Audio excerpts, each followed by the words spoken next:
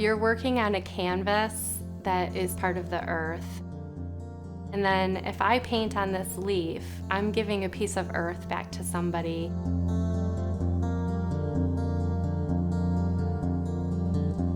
So I actually don't have a background in art. It's really funny. My background is in social work. I gave up social work to be home with my kids, and that's when I started writing.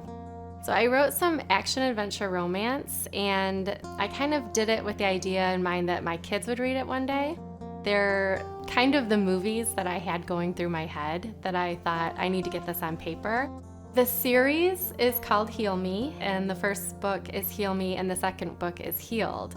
And it's actually about a woman who has the ability to heal. And so at a time when terrorists have hit nuclear power plants, a government agent is sent to find her and bring her in, and he ends up learning that this person's not who the world thinks she is. For Chicory Island, there's an organism in the water, and it's the fear of if something happens to our drinking water, to the Great Lakes. And I'm obviously a big nature person. I love nature so much, and I'm all about like protecting the water and the Great Lakes. And I spent years writing as a stay-at-home mom, and I'd never painted before, ever in my life. And the opportunity to paint on leaves literally fell on my car. I parked my car under a maple tree, and it was in the fall. And when I came outside, my car was blanketed with maple leaves. So the opportunity was right there. So I picked one up, and I remember thinking, this is flawless. And I thought, I'm gonna try it. I'm gonna just try painting. And I honestly didn't even have any good paint. I didn't have a good paintbrush. And I realized for the first time that I'm really drawn to landscapes. And it was a learning process for me.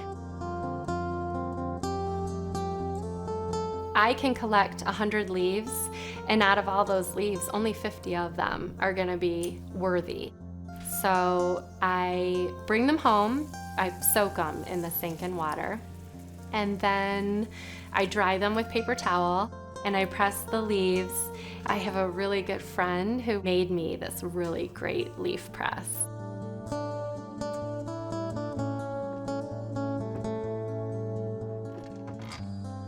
I wait the 3 weeks, and then when they're completely dry and I'm happy with it, I'll take it outside and I'll spray it with like a protective spray, and then it's ready to be painted.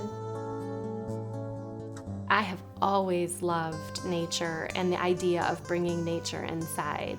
It's almost nostalgic, a leaf, you know, fallen from the earth. And so you're collecting a leaf that has died and you're giving it life. It's being reborn in the form of a painting that will be forever preserved on someone's wall. And I love that idea.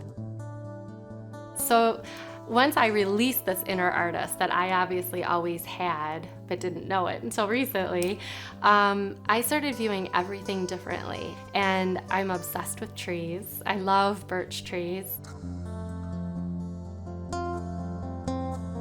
The initial is to look at something and that inspires me, but by the time I'm done with it, I have gone off in a totally different direction. I've added my own twist to it, and it's all just almost like beginner's luck. Every day I'm inspired. I want to paint, or I want to write. I'm writing another story. It's like creativity overload. There's so much I want to do. I started doing bottles, you know. I ran out of leaves, and then I thought, well, let me paint on a bottle. Make it one continuous scene around the bottle. My friend gave me the idea to turn them into incense bottles. It works. It makes a really nice incense bottle. It's also a bottle that you would have just thrown away, so the same concept. You're repurposing it, recycling a bottle. Palette wood is really popular right now, and I remembered thinking, like, I wonder if I could paint on canvas something that would look like palette wood. And so I took the canvas and I made a stencil, and I painted it and worked on it all afternoon, and when it was done, it actually did look like painted palette wood. I think somewhere with being a mom and a parent, I dropped the idea of I can't. When I used to maybe look at something, oh, I could never do that. But now I have this attitude of, hey, all I can do is try. I don't know if I can do it, but I'm going to try it. And so I did, and it's one of the things I'm most proud of. Out of all the things I've ever done, it took me like 30 some hours to do and tons of paint. I'm still in the beginning stage where if you really like my art enough to want to hang it in your house, I'm just thrilled to pieces. More than anything, I think I'm really grateful that I was able to be a stay-at-home mom because that gave me the extra time. This is a discovery for me. I don't ever want to quit painting. I want to keep going and pursuing it. I'm just so grateful that I have this. I would definitely like to keep selling, and I'd like to get my books published, and I would like to really get my name out there.